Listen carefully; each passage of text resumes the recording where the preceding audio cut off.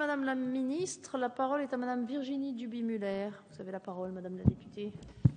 Madame la Ministre, selon l'accord sur la libre circulation des personnes entre la Suisse et l'Union européenne, les travailleurs frontaliers bénéficient à titre dérogatoire d'un droit d'option pour leur assurance de soins.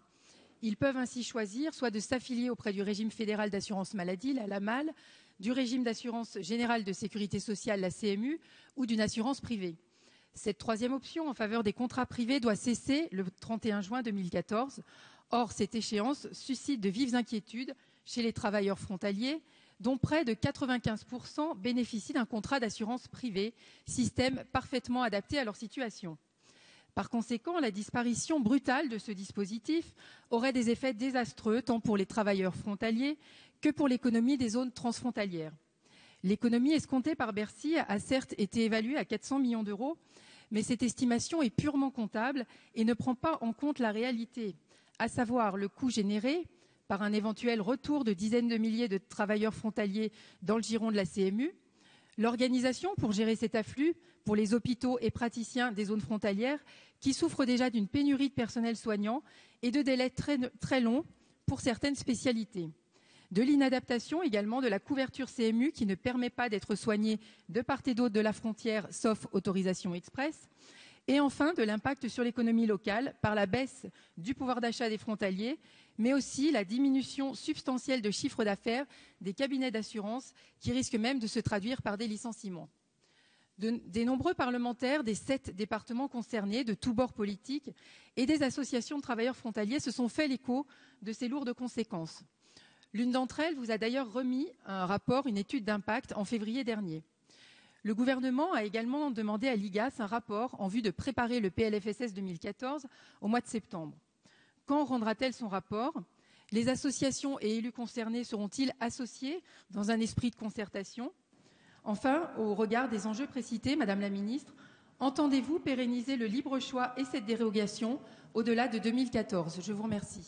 Merci Madame la députée. Madame la Ministre, vous avez la parole. Madame la députée Virginie Duby-Muller, vous avez parfaitement présenté la situation, je n'y reviens donc pas. La loi permet aujourd'hui un système dérogatoire en matière d'assurance maladie pour les travailleurs frontaliers avec la Suisse.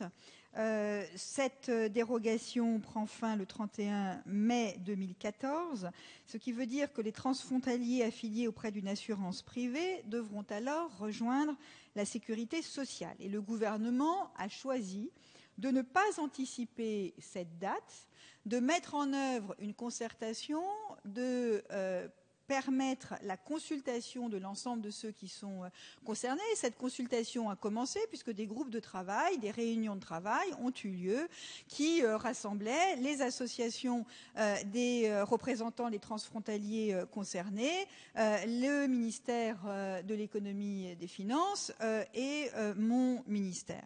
Mais la description que vous avez faite, Madame la députée, était très éclairante. Au fond, l'enjeu, il est aussi un enjeu d'équité. Parce que ce que nous constatons, c'est que lorsque ces transfrontaliers sont jeunes et en bonne santé, ils vont évidemment vers des assurances privées qui leur permettent d'avoir une cotisation moins élevée et une prise en charge assurément de qualité.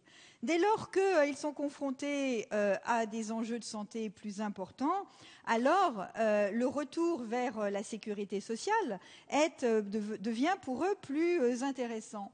Mais le fonctionnement même de notre sécurité sociale suppose qu'il y ait de l'équité entre les malades et les bien portants, entre les jeunes et les moins jeunes, entre les générations comme entre les populations. Et c'est à cette équité-là que, comme ministre des Affaires sociales et de la Santé, je suis attachée. Je souhaite que cette équité-là soit présente dans les discussions que nous aurons avec l'ensemble des représentants des associations et des transfrontaliers suisses.